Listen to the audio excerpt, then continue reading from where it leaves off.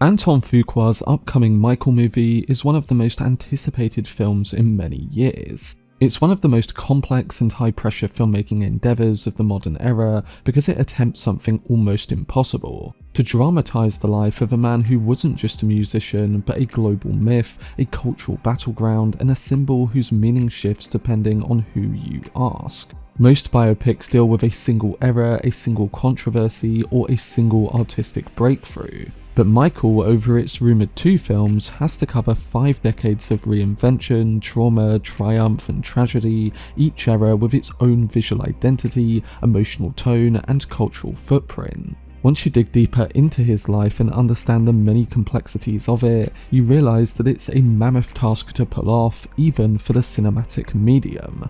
So in this video, I'm going to be discussing why adapting Michael is one of the most difficult biopics to pull off. Before I get into it though, if you want to keep up to date on any of my content surrounding the Michael film, then don't forget to support this upload by giving it a like rating and subscribing to the channel. But without further ado, let's dive into why Michael is going to be such a difficult movie to make.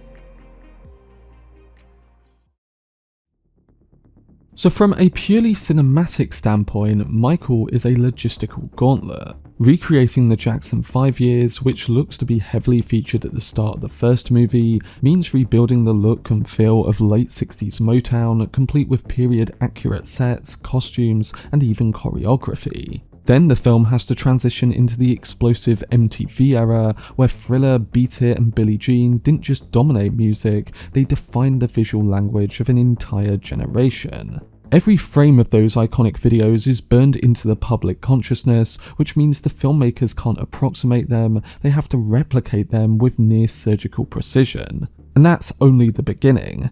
The Bad World Tour, the Dangerous Era, the History Era, each one demands massive set pieces, thousands of extras, and choreography that must feel authentic without becoming a parody. It's a scale of production that rivals historical epics, but instead of recreating ancient Rome or medieval Europe, the team is reconstructing moments that millions of people still today remember vividly and personally.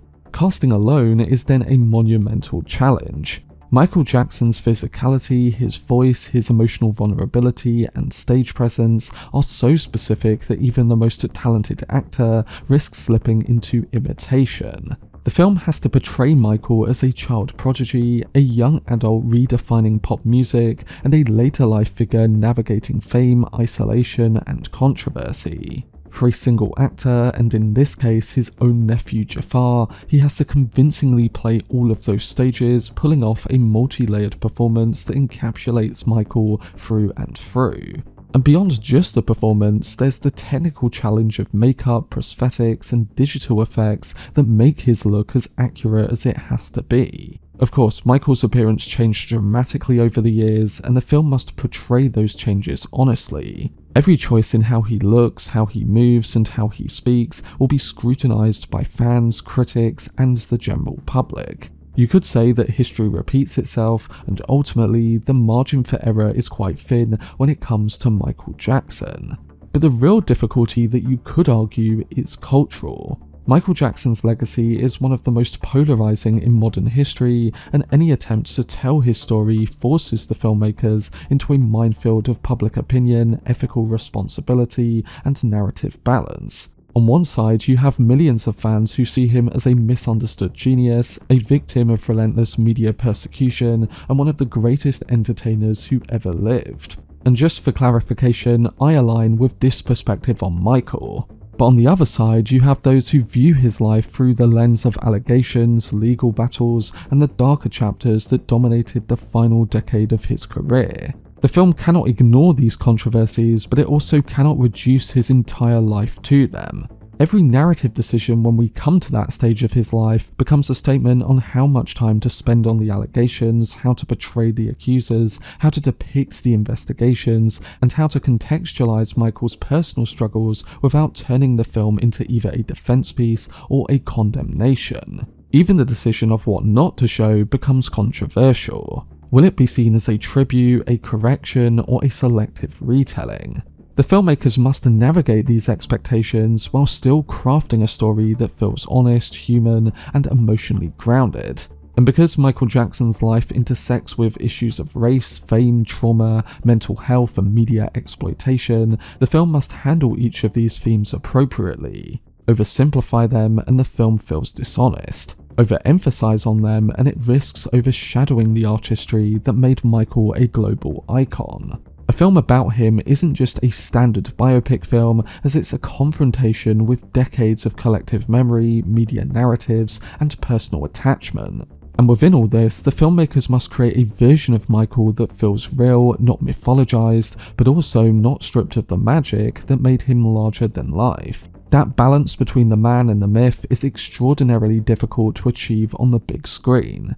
And finally, there's also the emotional weight. Michael Jackson lived a life of extremes, whether that be extreme fame, extreme pressure, extreme scrutiny, and extreme loneliness. Portraying that without sensationalizing it requires a level of sensitivity rarely seen in biopics. The film has to show the cost of being Michael Jackson, whether that be the isolation, the trauma, or the impossible expectations, while still honouring the joy, creativity, and innovation that he brought to the world. It must show the human being without erasing the icon, and it must do all this while the world watches, ready to judge every frame. So for me, Michael isn't just a typical movie. It's a cultural negotiation, a technical marathon, and a narrative tightrope walk. It's an attempt to tell the story of someone whose life was so big, so complicated, so emotionally charged for any single film to contain. I'd argue that his life could be retold in 5 films, let alone the rumoured 2. And that's why making this movie is so difficult, and why, if done mostly well, it could become one of the most significant biographical films of its generation. Bringing Michael to life was always going to be a monumental challenge, but what's striking is how the film appears to be meeting those challenges head-on with a level of precision, ambition, and emotional intelligence that few biopics ever attempt. The early footage from the trailers, the behind-the-scenes glimpse, and then the production details we've heard suggest that this isn't just a recreation of Michael Jackson's life, but a reconstruction with a kind of obsessive fidelity. One of the clearest signs that the film is pulling off the impossible is the sheer authenticity we've seen. Instead of relying on loose approximations or stylized reinterpretations, the production seems committed to rebuilding entire eras of Michael's career with almost archival accuracy. The Motown sequences look like they were lifted straight out of the late 60s, with period-correct lighting, wardrobe, and choreography that feel lived in rather than theatrical. The thriller and bad eras, notoriously difficult to replicate because they're so iconic, appear to be handled with a reverence that avoids both parody and over-polish. The sets, the camera lenses, the grain and colour palettes, everything suggests that Fuqua and his team understands the emotional memory people have of these moments. They're not just recreating history because they're recreating how that history felt. Also, a major reason that the film seems to be succeeding is the casting of Jaafar Jackson. Instead of searching for an actor who could just mimic Michael, the filmmakers chose someone who carries his physicality, musicality, and emotional presence in his DNA. Jaafar's performance in the trailers doesn't just come across as imitation, as it feels like an embodiment. His movement, posture, and vocal tone have a natural ease that most actors could never achieve through training alone. The makeup and prosthetics work, notoriously difficult given Michael's changing appearance, looks grounded and respectful. Instead of exaggerating or sensationalizing his transformation in later eras, the film appears to treat it as a human reality, something shaped by trauma, pressure, and identity, not a spectacle to be dissected. But perhaps the most impressive achievement is how the film seems to be navigating the cultural and emotional minefield of Michael Jackson's legacy. And that's because early indications suggest a narrative approach that neither sanitizes nor sensationalizes. Instead, the film appears to be embracing his complexity, portraying Michael as a man shaped by extraordinary talent and then extraordinary pressure and scrutiny. The filmmakers seem to understand that the only way to tell his story honestly is to acknowledge the contradictions, whether that be the joy and the pain, the genius and the fragility, or the triumphs and the controversies. And I think the two-part approach might actually help in capturing this further. From what we've heard, the first movie is reportedly covering his rise as he transitions from the Jackson 5 to solo star with off-the-wall thriller and bad.